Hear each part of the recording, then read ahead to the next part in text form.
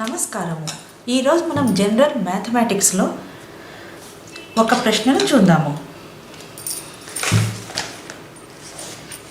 ఇది comparative mathematics. Question 81:95, 72 is dash. ఇది ఇక్కడ ఉన్నటువంటి క్వశ్చన్. దీని options A 86, B 90, C 96, D 104. దీని ఆన్సర్ A 86. అది ఎలానో ఇప్పుడు చూద్దాము. ఇక్కడ ఉన్నటువంటి 81 ప్లస్ 81కి మనం 14 యాడ్ చేస్తే 95 వస్తుంది. చూడండి, 81 ప్లస్ 14 ఈజ్ ఈక్వల్ టు 95. అలానే 72 ప్లస్ 14 యాడ్ చేస్తే 86. సో దీని ఆన్సర్ ఏ. అలానే ఇంకొక ప్రశ్న ఇప్పుడు చూద్దాము.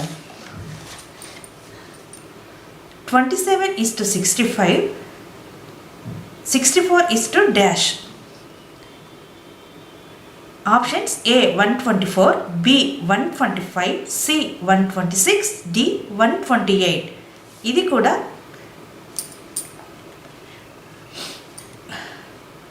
పోలిక పరీక్షకు సంబంధించినటువంటి క్వశ్చన్.